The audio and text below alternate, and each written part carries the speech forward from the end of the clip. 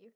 Welcome to today's JTPG meeting. To increase digital security, JTPG meetings will now be set up in Zoom webinar mode.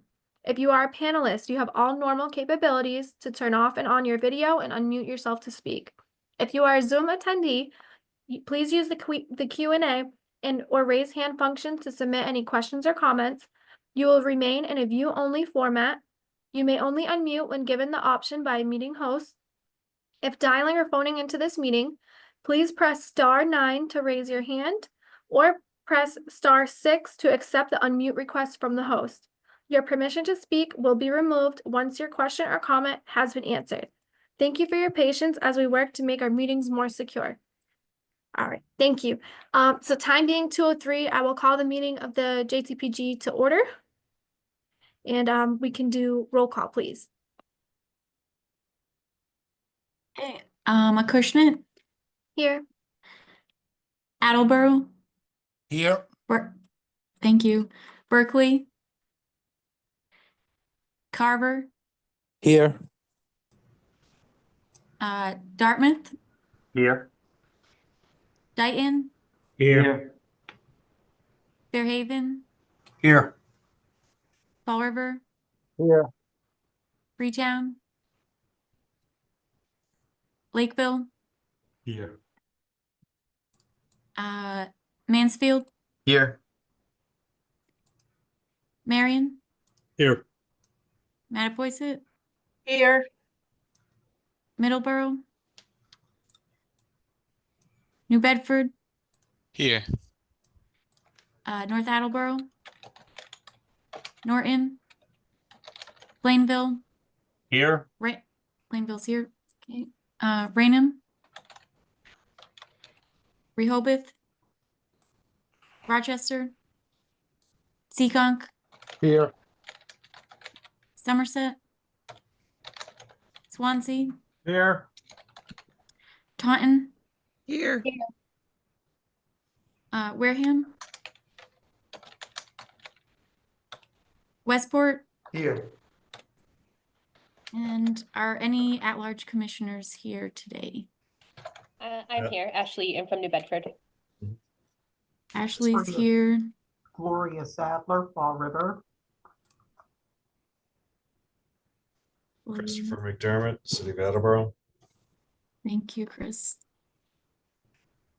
Not a voting member, but ex officio, Eric Emperline, Federal Highway. Thanks, Eric. All right, and Alan is here. I know maybe you weren't able to unmute yourself. All right, we're all set. All right, thank you so much. Okay, so we can move to item number 2, approval of minutes. If there are no questions or comments on the minutes, I would entertain a motion to approve the January 8th, 2025 meeting minutes as submitted. Carver will make that motion. I'll second. Perfect. Can we do roll call, please? Acushnet, Yes. Attleboro, Yes. Carver, Yes. Dartmouth, Yes. Dighton. Yes. Is that a yes? Fairhaven, Yes. Fall River, Abstain, wasn't there. thank you. Lakeville, Abstain, wasn't present.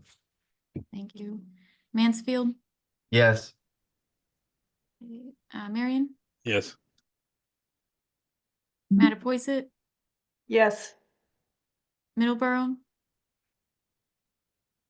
New Bedford, Yes. Plainville, Yes. Seekonk, Abstain, not present. thank you. Swansea, Abstain, not present.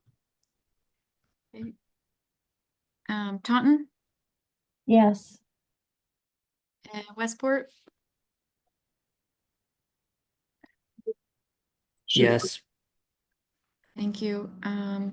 Attleboro at large, If you want to give me a call. Yes. New Bedford at large, Yes. and Fall River at large? Yes. Thank you. Yeah, you forgot Alan. And Wareham, sorry about that. Yes. Thank you, Alan. We should be all set now. All right, thank you so much. So item number 3, public comments. Is there anyone from the public who would like the opportunity to address the JTPG?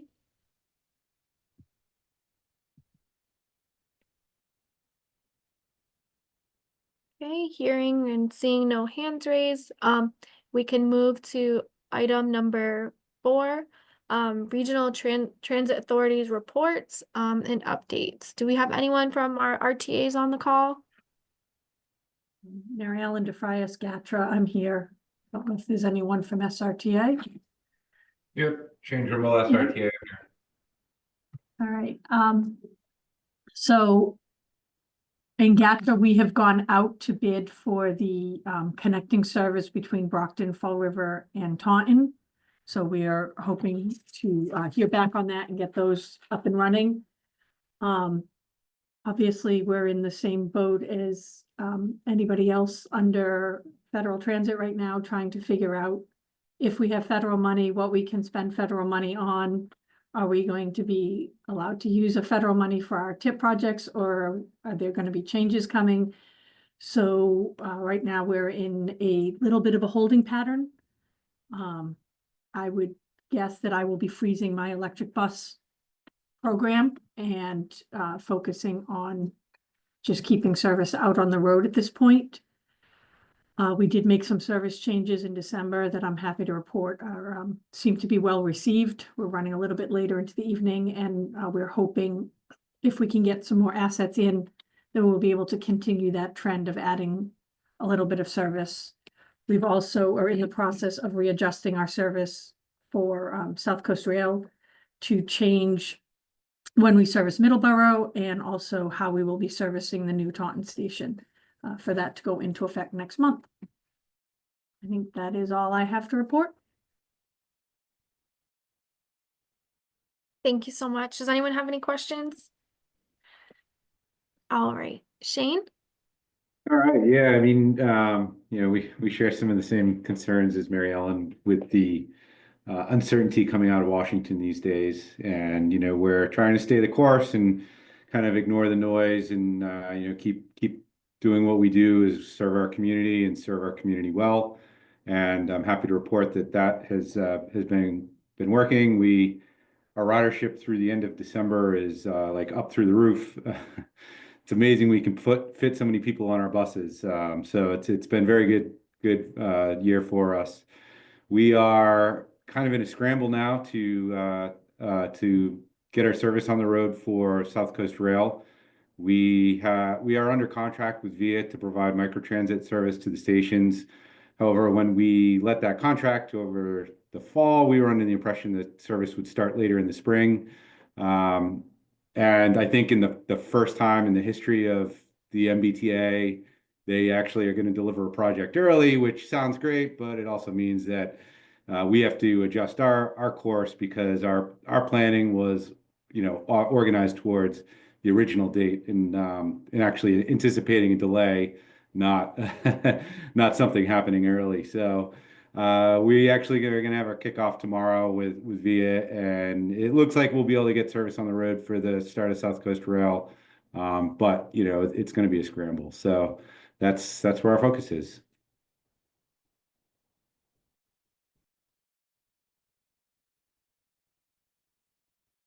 Thank you. Does anyone have any questions or comments?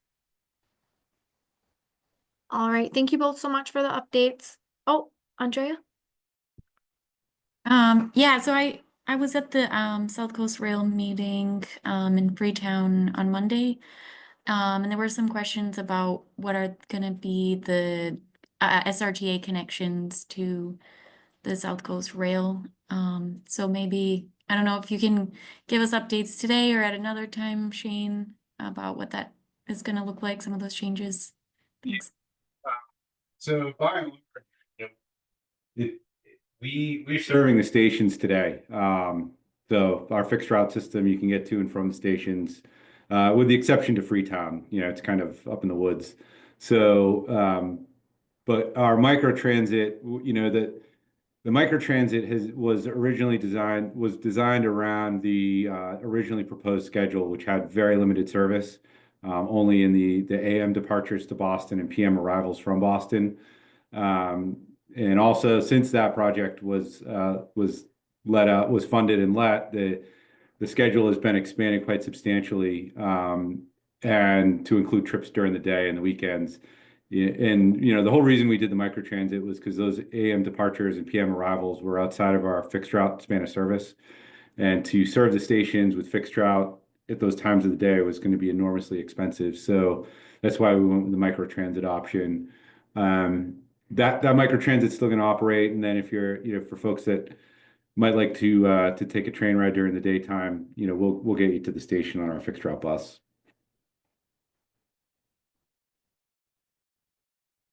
Thank you. All right, does anyone else have anything they'd like to add? Okay, seeing and hearing none, we can move to item number 5, community of practice discussion. This is an opportunity for members to share questions, comments, project updates, and lessons learned. I believe Andrea wants to kick us off this one. I actually don't have much for this meeting today for this one. Victoria? Okay, no worries. Does anyone else have something they'd like to talk about? I have a question. This is Gloria from Fall River. Just a quick question. I've had my constituents ask me, why is the bus shelter at the Walmart, the local Walmart, without any panes? There are no glass panes, no plastic panes. I was there yesterday and had an opportunity to witness what my constituents were asking me about. Is there any particular reason why these people would be unsheltered, given the fact that they're coming out of Walmart with like bags and bags of groceries, and they're huddling and standing under the shelter that's really not offering any real means of shelter? And as I sat and looked at the shelter yesterday, I said the only way that this shelter provides any substance would be if the sun was beating down on them. Other than that, it served really no real purpose. I didn't understand it. So perhaps you can just offer me some insights so that I'm better responding to my constituents' questions next time I'm out in the field. Yeah, I can address that. That shelter is a real challenge for us because it's not owned by SRTA, so we can't maintain it. It's not our asset. It's not our property. The whole shelter, everything, the shelter location, the bus pull off, that's all on Walmart's property. So Walmart is responsible for maintaining that shelter, and it feels like it is always in disrepair. And it feels like as soon as they make a repair to it, which doesn't feel like it happens often or with any sort of expediency, that almost immediately it's vandalized again. But that shelter has been a problem for us, and we hear it from our riders, and we hear it from from a lot of different voices, and it is immensely frustrating to have a piece of transit infrastructure that is out on the street and so visibly poorly maintained and kind of be in a powerless position to do anything about it. Essentially, all we can do is ask nicely for Walmart to do a better job. So can I ask, how often has your office had a conversation with Walmart? I'd have to ask our operations to see, how often they're talking to Walmart about the shelter. Okay, thank you for that. But yeah, I mean, I would my advice there is that just to be a thorn in the side of Walmart and get the store manager on your speed dial and develop a relationship there, because that's, essentially that's all we're doing as well. Okay, sounds reasonable. Thank you for that. Thank you. Does anyone else have something they'd like to talk about? Okay. Oh, Josh? Yeah, sorry, real quick. Just a quick question for the general here. I just had my first project, I guess, accepted with the project review committee with Mass DOT in mid-December. I'm just wondering what the consensus is out there and how long before I would see that paperwork so I can get the process going. If anybody knew.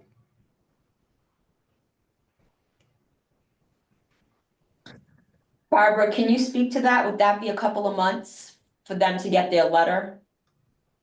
Hi, Josh. Yeah, Bob LaChance down in the district. We actually, I believe we have been sending some letters out this past week, so they're in for signature. I think we have 4 or 5 of them that we're waiting for signature. I know, Rich Bielski, is my boss and he has to sign for it. He's on vacation, so he has to see it and then Mary Jo will have to see it. So it's in the queue for signatures for all the letters. So I'm hoping you should see something within, like maybe by the end of next week, letters should be out. All right, thank you. No problem.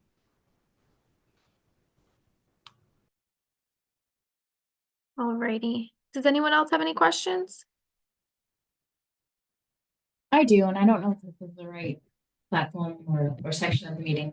And I don't know that there's any definitive answers to be given, but the city has a lot of projects kind of in the queue. And we're kind of moving forward as best we can. And obviously this is unprecedented times. For projects that don't necessarily have a programming year, but we've received a PRC, we've established a design contract. Is there any cause for us to not kind of keep moving forward to hit those timelines so that we can get a programmed funding year through the TIP? Or, is there any feedback out there as to kind of the implications to this type of program, given the federal funding situation?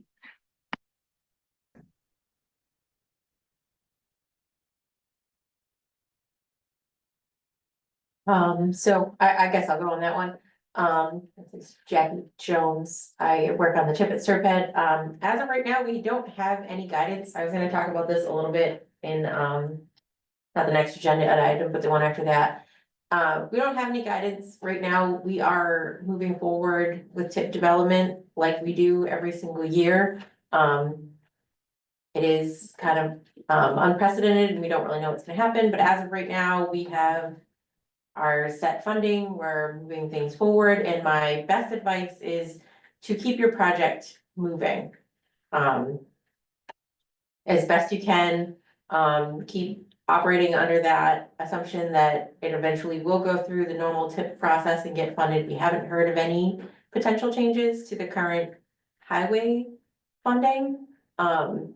So our best advice is to keep moving on. We do have some federal partners online. If they'd like to speak right now, that'd be great. If you don't feel comfortable, we're happy with that too. We know that we won't know until we know, unfortunately. So we just gotta keep moving. I appreciate that. Derek is asking which project. Yeah, I was just wondering if this was a project we discussed during TIP readiness days, or if there's a project number we can reference for Catherine's question. I think Catherine's projects in general, Taunton has a few in the pipeline, Derek, so. Okay.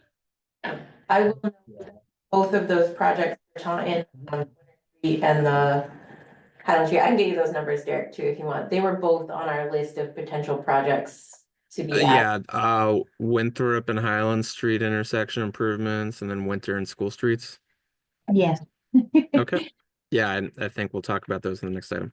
And we do have those on our radar and we are asking for regular updates, so. Excellent. Thank you, guys. I do appreciate it. All right, thank you. Does anyone have anything for this agenda item, the community practice discussion? Okay. All right. Hearing and seeing none. Yeah, okay. We can move to agenda item number 6, presentation of the 2026 to 2029 Transportation Improvement Program projects. So I will hand it over to Jackie. So today we have 2 final presentations over the past couple of months. If you've been attending meetings, we've had communities with projects that have been in the either programmed on the TIP or have been in the queue for a while. We've been asking them to come and give a presentation on the project so that the JTPG is familiar with the project details before you vote on them. Today we have the last 2. So we have a presentation on the Swansea Route 118 project and the Westport Waukesha River Rail Trail Extension project. So Swansea, if you'd like to go first. I don't know if someone from the town or I know the designer is on to present on that. So if you'd like to go first, that would be great. Hey, Jackie, I'm ready to present. Bill, is there anything you want? Do you want to give a preamble on this? Sorry, we didn't coordinate that right before we got on. Catherine, you can go ahead. Go for it. I got it. Jackie, I'm going to share my screen if that's okay. I know you gave me that permission here, so that should be. Can you all see that? Good to go. Excellent. All right. Really quick, this is going to be like 5 minutes on what we're doing on Swansea Mall Drive. This project was approved in fall of 2022, I think, for the entire Swansea Mall Drive corridor. So let's see if I can get into this. Oh, all right. Before I get too far into this, we're going to go through the project area limits. I'll refresh everybody's memory on the purpose and need statement, go through some existing conditions that we're looking very closely at. And then this says our pre-25 scoping checklist. I forgot to change that. Our project scoping meeting's tomorrow, so I'm just borrowing this presentation from that. But so we're really looking at Swansea Mall Drive. I'll orient everybody to this image. North is to the right here. So we have Wood Street at the top of the corridor on the northern end, and we are going all the way down past the now closed or redeveloped mall towards Route 6. Our project limit does not include Route 6. We stop at Milford Road because that is the Route 6 to Milford Road is part of a different multiple locations project along Route 6 right now. So we're going to just tie our improvements into this, but we are looking at the kind of entirety of Swansea Mall Drive here. The purpose and need is defined in the scoping process here. I'll just read this. The primary goal of this project is to implement a road diet along Swansea Mall Drive while creating a more equitable cross-section to serve all roadway users and promote economic development and the redevelopment of Swansea Mall. So that is kind of what we're gearing towards here. As you can see in the image on the right side of your screen, this Swansea Mall is a very wide roadway. There are a lot of high speeds that happen out here. The road was great when the mall was open. It served a really great purpose, but there's a lot less traffic demand out here now, and the town is really looking to have some safety improvements as part of this project. So one of the existing conditions we're really focusing on is at the intersection of Wood Street, that kind of northern node of this project. This is where, as you're traveling, I should have put a north arrow on this too, I'm sorry, north is up here on your picture. People traveling northbound are really headed from a very commercial area in Swansea into a much more neighborhood-centric residential area at some pretty significant speeds. Also going southbound here, going from the residential area, it's wide flat roads. As you come down from page top to bottom, you're about to go downhill towards the mall, and people pick up speed pretty quickly. And there's a lot of curb cuts around here that go into different businesses. Bay Coast Bank, there's a vet over here, there's a different medical facility, there's a housing community, and there's a lot of difficulty kind of getting in and out of these driveways sometimes with the high speeds that happen. We are also looking at multiple roadway users on this project, vehicles, cyclists. My next slide is going to be about pedestrians. So speed and configuration of intersections. I'm showing you the Wood Street intersection, but we're also looking at all of the intersections that have to do with the mall, as well as the development to the south. What else is on this slide that I'm forgetting? Yes, the cyclists, we understand that like the shoulders are wide enough for them to ride. There's also a piece of a shared use path that extends from Milford Road, and it extends up the east side of Swansea Mill Drive. We would love to have that continue all the way north to Wood Street. And then the town has identified sidewalks on Wood Street as part of their tier 2 complete streets plan. So those are all pieces of kind of future implementations that can connect into this project. Pedestrians as well, we just note that this is not a particularly friendly area for pedestrians. The sidewalks do meet minimal requirements of 5 feet in most places, but they're not really in a state of good repair. They're very infrequent crossings that don't really provide good connections for people in between the businesses. Really just kind of trying to make this a friendlier environment for people to use on whatever mode of transportation serves them best. So as I mentioned, the current space that this project is in, we have completed our data collection efforts, which included survey and traffic counts. We have gone through conceptual alternatives. We have done 2 public workshops in town in previous years. And then we have gone through the project initiation process with DOT. We actually just got confirmation this morning, Bill, that we made it through ICE stage 1. So we are clear to move into ICE stage 2, and that'll be what we're looking to do. We have our project scoping meeting tomorrow afternoon to go through that pre-25 checklist and kind of get all of our district and headquarters DOT folks on board and on the same page, similar to what we're doing right now. Jackie, is there anything I'm forgetting that you wanted me to highlight for the group? No, I think that's great. Thank you very much. Awesome. Yeah, no problem. Does anyone have any questions or anything else I want to flag? Bill, is there anything I forgot from your standpoint that you want to highlight? I think you got it all, Catherine. Thank you. Cool. All right. Thanks, everybody. I think that's what we've got for Swansea. Thank you. Westport. Yes. Hello. My name is Emily with Park Corporation. And I have some of the information. It says that I'm blocked from sharing my screen. It also looks like Michael might be talking, but it's very quiet. I'm sorry, that's feedback in the room I'm in. Should be all set, Emma. Okay, I see it now. Thank you.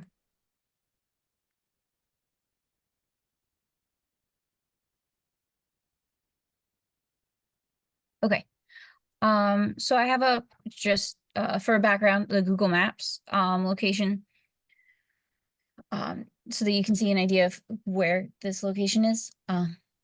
So we're looking to extend the existing trail, which ends near the Fall River line right now, between the 2 pond locations, and to connect it to Route 6 near the Old Bedford Road intersection.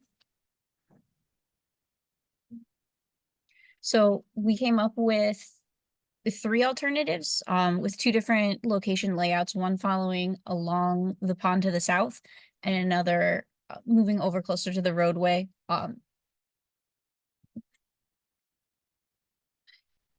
And then we have the 3rd alternate, which is following the pond to the south, but with the potential for installing boardwalk if to compare it to earth adding more earth to improve the path profile. So this is option number 1, following along the pond's edge and going behind the existing building here and picking back up at Route 6 near the intersection with Old Bedford Road, following that option. And then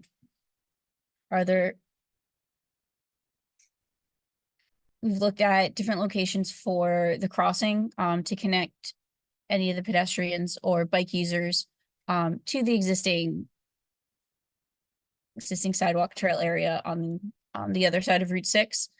So right now we are anticipating the need for a signalized intersection here at this location.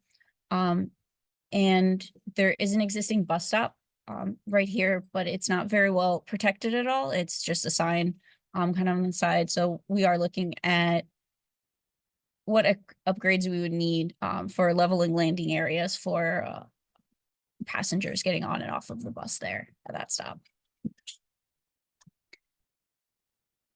We also looked at feasibility of an option following along the roadway.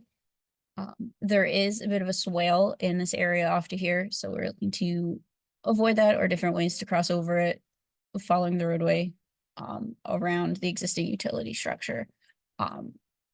So far, the feedback that we've received is that following along the pond is definitely preferred. But our next steps for the feasibility of the options is to host a public meeting and get some additional feedback, and then move forward for there with the plans and our implementation report. And just to add a little bit of background to the why we chose such a small or why the project is such a small segment of trail.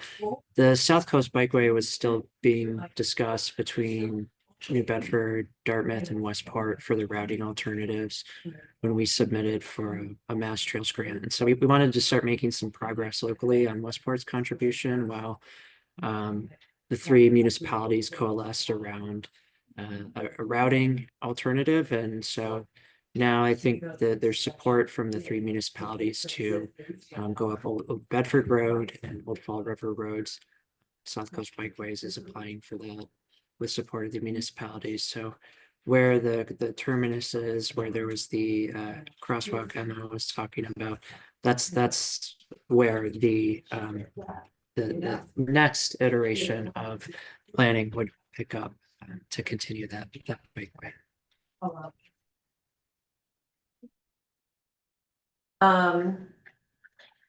Oh, sorry, I'm hopefully that part wasn't muted, but thank you, Emma and Michael.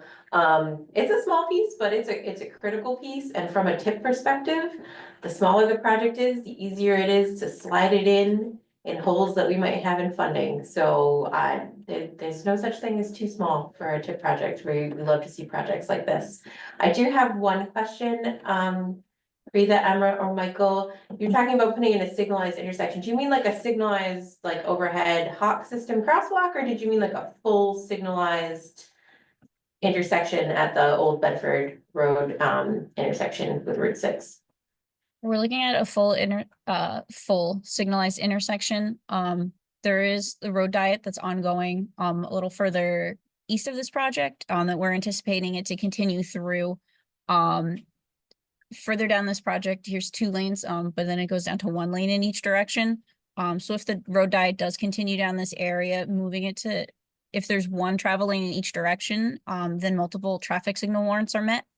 And with the anticipated increase of use of pedestrians and bicyclists using this trail to connect, it seems like the safest option to protect everyone there going through that. Great, thank you. Else have any questions?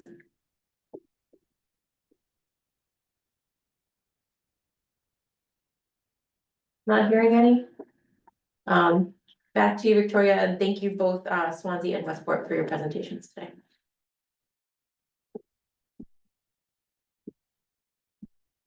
Thank you. So we can move to item number 7, draft 2026 to 2030 highway tip project programming considerations. I believe this is also Jackie. Yep, that's me. Give me 1 second, I'm just gonna pull up my presentation. Hopefully.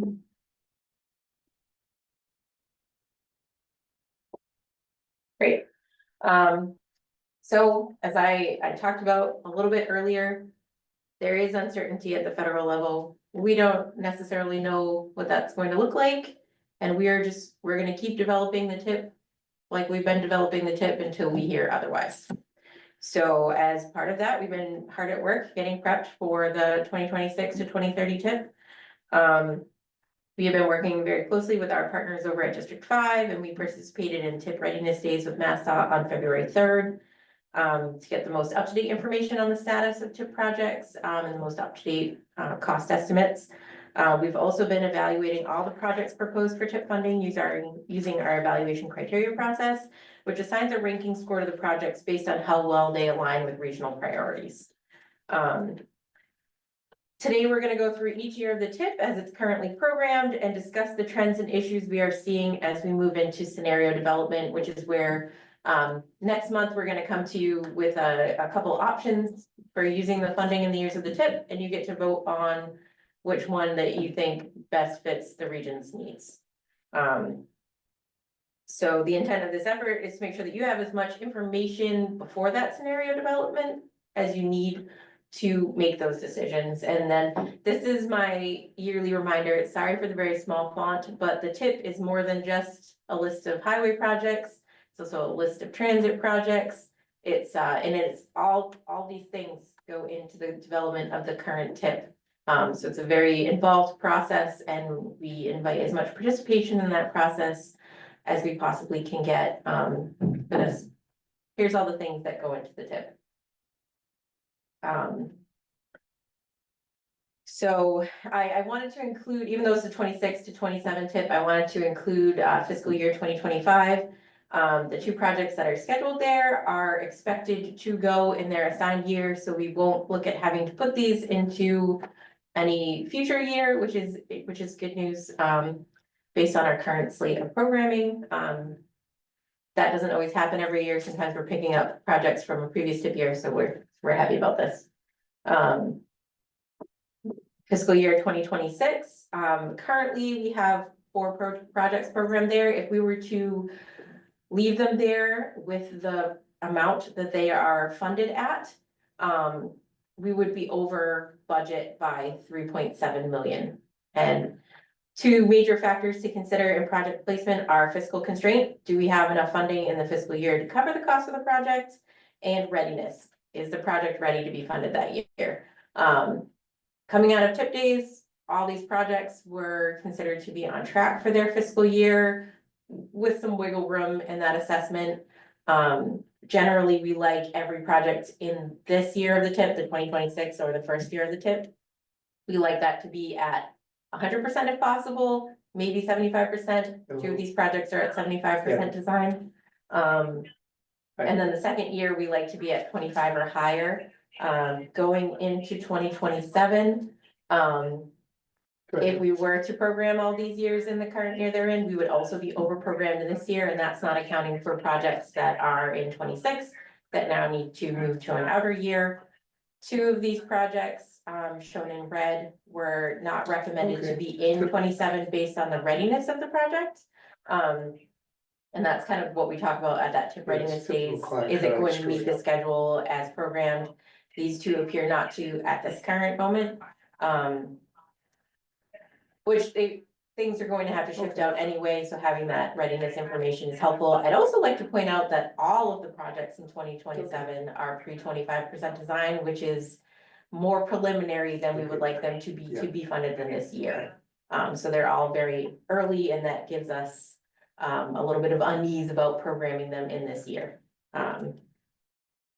So, and then moving on to 2028, the program in this year are recommended to stay in this year, but we saw those other projects that are likely going to shift out. This may have effects on this year. We also don't have a lot of wiggle room. There's 2.2 million, which sounds like a lot of money, but that would quickly get eaten up if either of these projects went up in cost.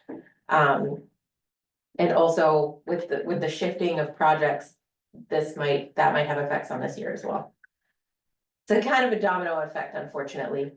And then 2029, when we programmed these projects, they fit within that cost restraint. Because of cost increases as the project moves through the design process, we would now be over $5 million. So there's gonna be a lot of shifting coming up. And what does this all mean? So in 2030, the program target is around 26 million. That's lower than our previous 3 years. So we're gonna have a little bit less money in that cycle. Project costs are continuing the trend of increasing significantly. So we understand that it is difficult when you are estimating what the cost of your project will be when it's a very preliminary project. Things get added to the project, material costs go up. It's very hard to estimate the cost correctly. However, our project costs are often doubling or increasing significantly. So that's something that we're keeping our eye on, and it makes it difficult to keep projects in the year where they're supposed to be if they are increasing by that much. So projects will be shifting based on that fiscal constraint as well as readiness, as we talked about a little bit earlier. We're really hoping to add some new projects into the tip cycle. We're gonna try to fit them in wherever we can. However, nothing is necessarily really ready to slide in. And also, we might not have funding. Every iteration of scenarios that we've developed so far does not leave us with a lot of funding in any one year to add in a new project. So over the next month, we will work on finalizing those evaluation criteria scores, getting all the up-to-date information that we can get. And then we'll have scenarios ready for you to vote on in the March JTPG or MPO meetings. And I don't know if you noticed when I went through the slides that we have evaluation criteria scores for all of these projects. We will be sending this list out for you to examine closer. If you feel like you would like to discuss that score in more detail or want to know how we arrived there, I always welcome a conversation on that. Here's my contact information. I'd love to discuss evaluation criteria on projects with anybody who's interested in it. It's one of my favorite things to talk about, so please. But yeah, so. You need to get a new life. Alan says I need to get a life. He's probably right. But with that, I'm happy to answer any questions anyone might have. It looks like, good, Chris, you got something for me? Yep. Yeah. Hi, Jackie. Hi, it's Chris Clem from MassDOT. Jackie, on the last slide, you noted that the 2030 target is only 26 million. That's not inclusive of the state match. So with the federal and matching funds, the target for 2030 is actually expected to be about $33.3 million. Excellent news. Thank you very much. No problem. The number from the wrong spot. We will update that before we send the slides out. More money, okay. Nick? Thanks, Jackie. Hi, guys. Nick Schoenberger, TDI fellow in Fall River with Mass Development. I know SRPEDD has worked closely with other TDI fellows, and so was here today just to learn more about the process and excited to see some transportation projects coming down the pipeline. Hard to follow up Chris's ability to find about $7 million, but yeah, would love to learn more about how projects around complete streets and public safety initiatives could be supported in Fall River. Specifically in the downtown, we have along North Main Street and Bedford Street. There's some opportunities I see for some small improvements that could really make a difference in the feeling and public safety down there. So just wanted to make a comment and thanks guys for having me today. Thank you.